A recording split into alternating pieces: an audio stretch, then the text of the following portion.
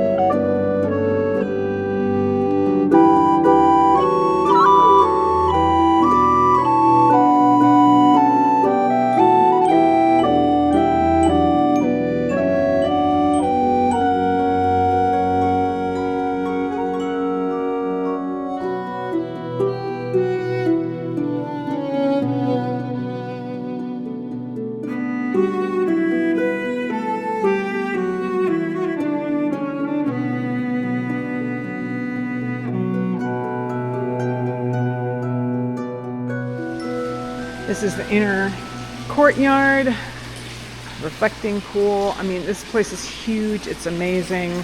It was built in the 1920s. It's just there's so much to see here. It's just some of this is reproduction, some of this is original and in fact old. I mean, everywhere you look, there's like really cool old stuff. I'm here actually working on a documentary about the artist Eric Pape, and I'll show you some of his works in a minute. But I just thought that I would take you on a little visual tour of Hammond Castle.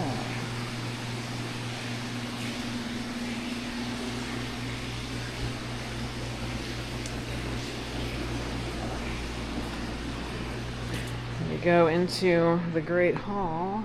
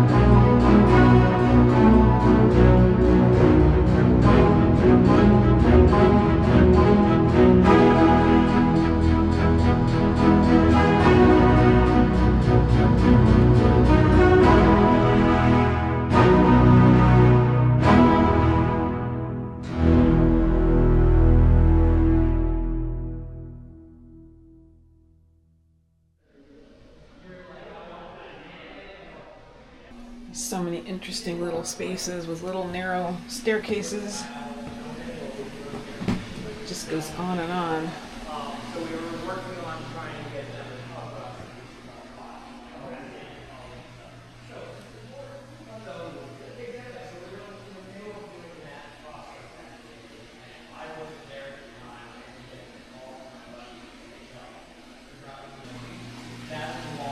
Dining room that opens out onto the courtyard.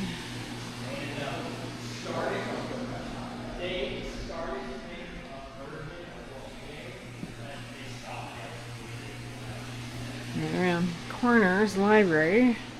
There's more stairs. And in this room, I don't know if you're going to be able to hear it, but it's got a concave whisper ceiling. If you're on the other side of the room and someone whispers, you can hear it on this side of the room. I don't have someone to test it with, but that's the theory anyway. And let's see if we can hear it. Okay, I'm gonna get right in the middle. Oh, I can immediately hear. Can you hear the weirdness of the acoustics? Hello, hello, hello, hello, hello. It's very different here, and then you go out of center and you are talking in a normal manner again.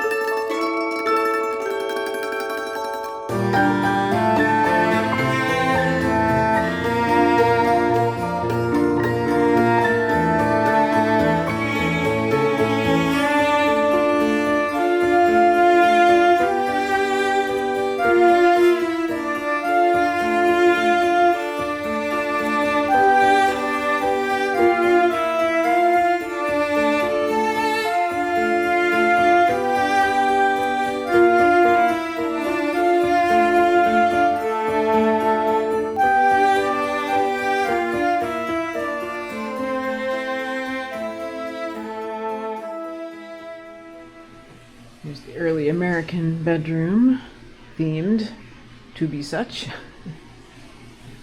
And when this door is closed to hide the spiral staircase, it's wallpapered over, so you can't tell that there's a door here at all. So it feels very private, overlooking the wonderful pool and fountain down below.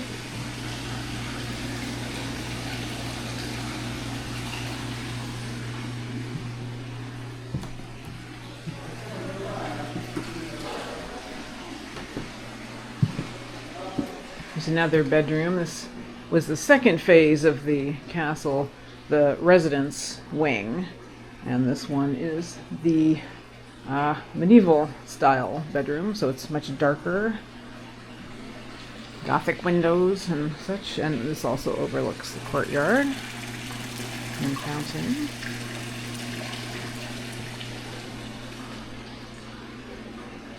They actually had the ceiling raised a foot to be able to accommodate this metal bed.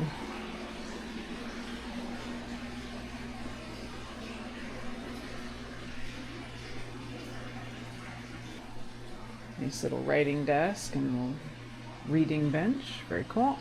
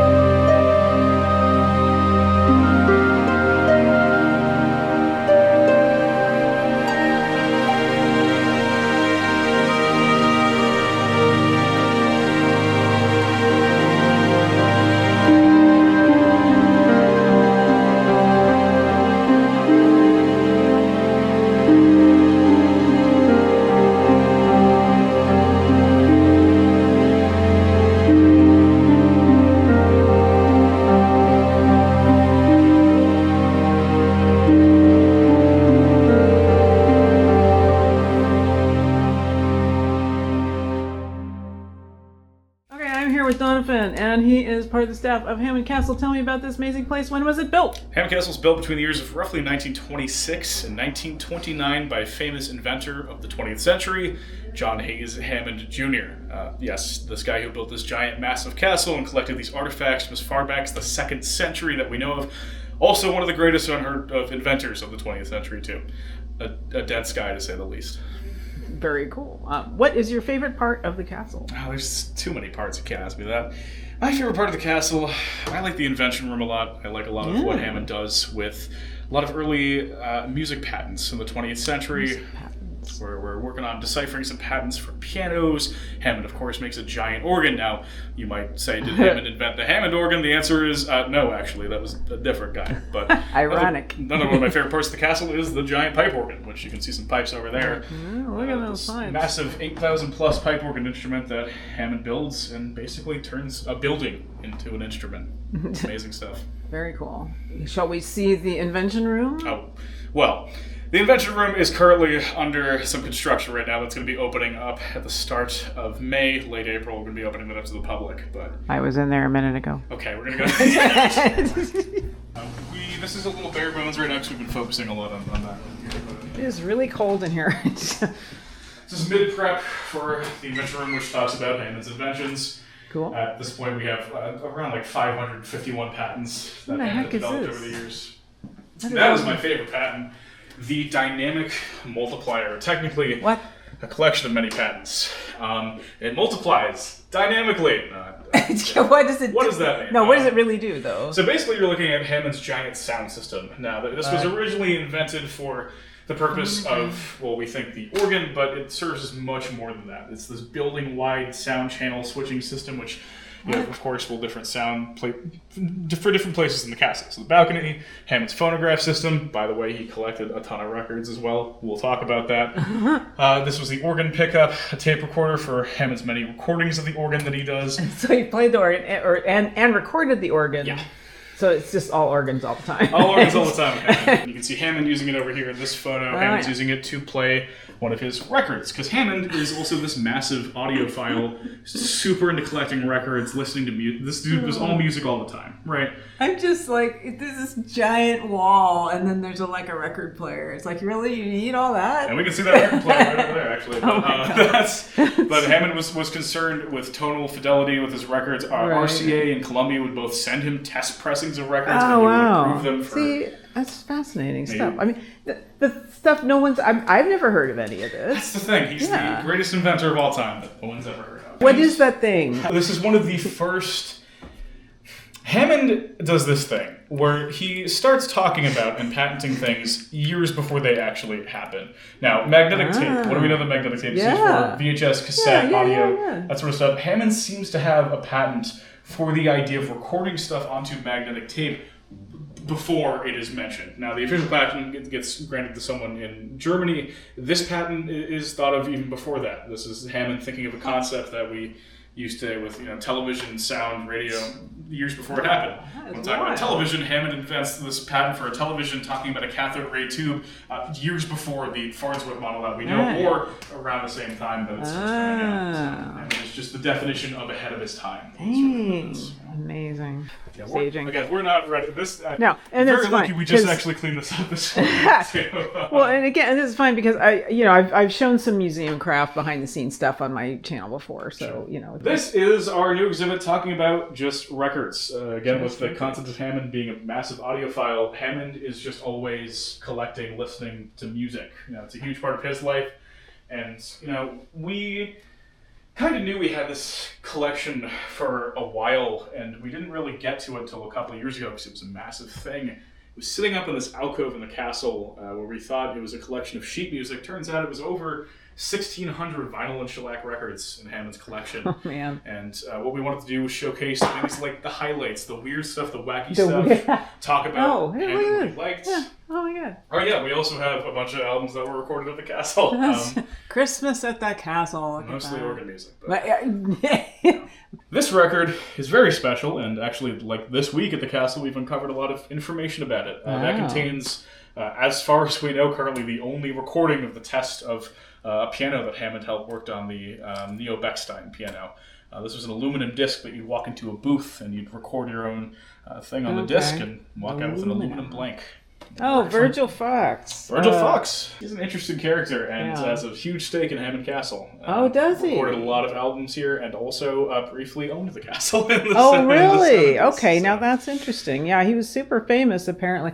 This morning on the train on the way over here, I was looking up videos because it's like Virgil Fox, I know that name, and of course he was on probably Ed Sullivan, but I'm thinking it was Letterman, was it? Oh no, I'm forgetting what it is. The guy with the bubbles. Oh my god, I can't think of it. The Lawrence Welk Show. There it is. So yeah. And he was known for these giant arm movements, these amazing sort of like almost like looked like he was dancing while playing the organ. Okay, so now going through the staff quarters, which shows, where the staff hung out. There's like a telephone box back there, like, hey, come bring me coffee in the den or whatever the heck. So, and mid-century fun goodies in here. Been redone a couple times. Unfortunately, this area is the closest room to the ocean, so we've had a couple of throughout the year, a couple floods. Oh, really? This area. Oh my god. Okay. All right. So this is called the War Room. Spectacular mural done by Eric Pape, recently restored, and Now, I was wondering why it's called the Wireless Navy Battle, and there's an interesting story about that related to him being, not Eric Pape being an inventor, but Mr. Hammond being an inventor. So please explain. This is, so the concept of wireless technology, Hammond starts exploring as sort of his first big deep dive into the sciences after Yale. Hammond starts looking into the concept of, super heterodyne radio frequency, which is its own sort of topic, but basically getting into the concept of what if we could control a boat with no one actually on board that boat, right? So from this, we get the Natalia, Hammond's vessel that sails around Gloucester Harbor completely unmanned with radio waves, which was a big feat at the time. And Hammond starts going deeper and deeper into wireless technology, wireless torpedoes, wireless plane patents, GPS plane patents. Hammond starts getting into this sort of, war-centric stuff. And this is a depiction of essentially how it's been described to me. What if war was fought all wirelessly with, imagine no one in these planes, no one on those boats, all fought just using wireless remote control. Mm-hmm. Which today, wireless remote control, big deal. But back when he did this, in what years was this? Super big deal. In 20s? 1914, Hammond has the feat of wireless naval control. The patent is filed as early as 1908, 1909. Oh wow! So before World War I. Yeah. So we're this is very proto technology, but it gets explored, and obviously at some point it gets out of Hammond's hands, and there are others exploring this concept as well. Right. Hedy Lamarr definitely takes this the furthest with frequency hopping. We have folks like Alan Turing even using concepts of the Enigma machine that Hammond had explored, and it's Hammond has a huge stake in wireless warfare, if you will. This technology. Yeah, fascinating. This is the secret wine cellar of the castle. This is where Hammond would have been storing some of his more expensive bottles. The only room that is labeled secret on the actual blueprints of the castle. Yeah, because of course folks think hidden castle with this inventor, obsessed with just insane things, right? People often wish there were more secret passages than there are. This is the real big secret one. That wasn't. If you call it secret on blueprints, is it really that secret? I don't know. This is the secret passageway. Right. Gotcha. This is the big one. Doesn't have to contain wine. You could keep cats in there. You don't know. I imagine the cats might have loved that. Yeah, they probably would. Yeah. Super fancy. Very fancy doorknob for fancy people.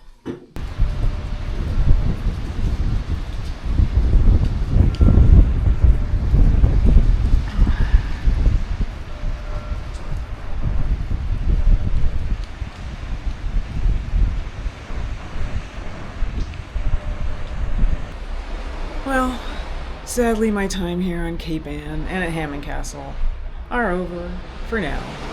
I might come back. I loved Hammond Castle. It was so fun. And if you want to come along with me again on future adventures and maybe have some sides material that's not available on YouTube, be sure to join my Patreon.